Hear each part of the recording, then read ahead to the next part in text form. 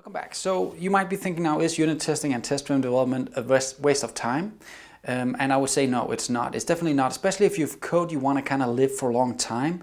If you have code that are shared among you and other developers in a team, you need some kind of test-driven development, or at least unit test in your system, because the unit test protects you and other developers from mistakes in the code, right? So as we start creating more code, when we at some point decide we want to change the code, if we have unit tests, you can just run all the tests after the code was changed, and you can make sure, have a good, comfortable feeling that your code is still running and you didn't break other people's code by making your changes, right? So that's just one reason. There's so many reasons. Also, production code, it will be a lot smaller than production code because you only write the code that you need right now, and that's one of the things we're going to try out in this lesson, because we're going to make our first property. And already there, some of you will say, a property, we need to unit test properties? You don't need to unit test them, but you need to unit test the logic behind them, in my mind at least, so you know that, for instance, a location with a name, what happens if the name is nothing, if it's empty? Is that allowed? That's really up to you if it is, but you have to consider this as a developer if that is allowed, to have a name that's empty.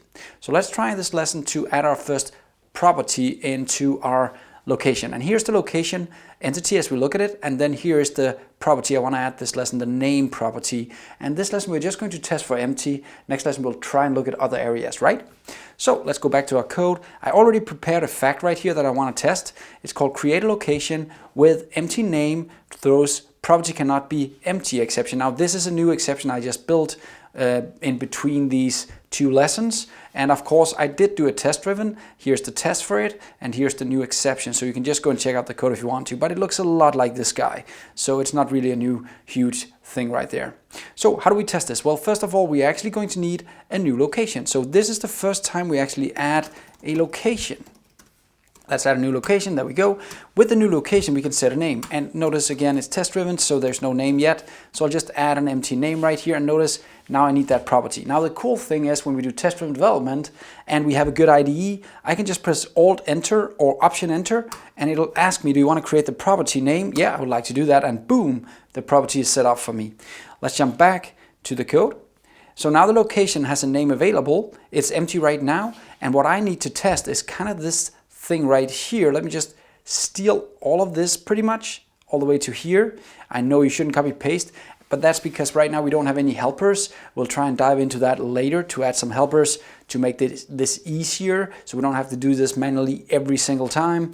Now we can throw an exception right here, and what I wanted the create to throw is actually a parameter, not parameter, but property cannot be empty exception. That's the one I want to throw, and of course I need to kind of create the location with that empty property right here. So again, look at the code. I'm creating a location.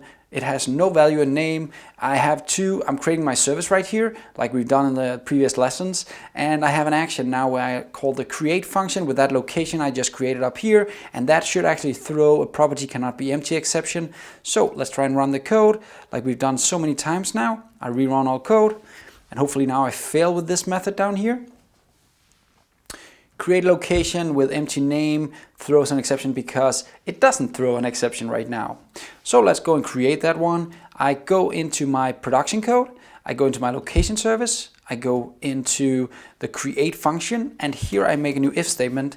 If location dot name, right? If that is empty or null, let's actually add the null check as well.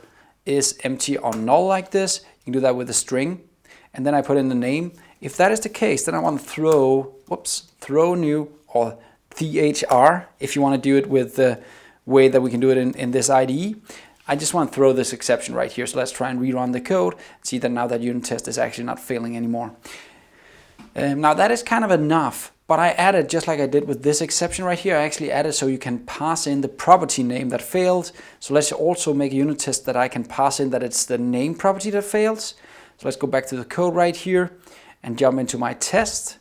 I'm going to show you a small trick right here, because we can actually make something other than this. We can go in and we can say, and we want to do something more. We also want to test that the param name, and then we can say should again.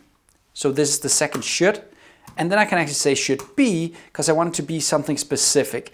And in our case, I know that this should actually return, if I put in the name in this constructor right here, if I send in the name of the property to be name, not unknown, it should actually return a message like this. Property name needs to be a value. So let's put that into the test and make sure that works. Back to my location test, and here I expect it to be, and the property is going to be name. So name needs to be a value. That's what I expect it to return. Let's try and run this again. Now I don't think you need this in the test. It's enough just to prove that you're throwing the exception. I don't think you need the rest of it, but it's up to you. I'm just trying to really be test driven right here.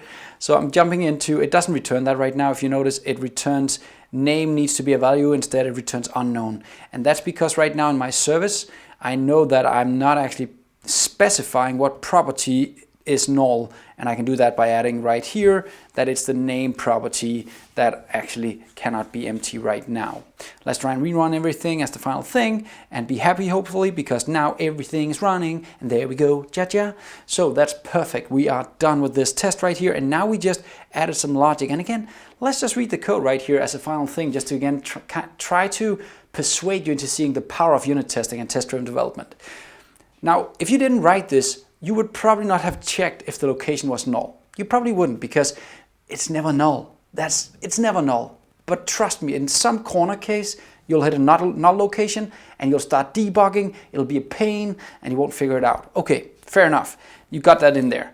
But next step is to figure out the next part of the logic is that it should have a name. We're not allowed to create a location without a name. Now this is business logic, and that's also why it's in the core, because we say as a product owner or whoever owns this, I say you cannot create a location without a name. How would I know where it is? Well, you can look at the ID, but I need a name for the location, right? So it's not allowed to be null. So again, but with the unit testing and the test-driven development, automatically the flow is here, so I start building logic for my application, okay? That's it for this lesson. Let's end it. See you next time. We'll have even more fun creating a couple of other checks for the properties. Bye-bye.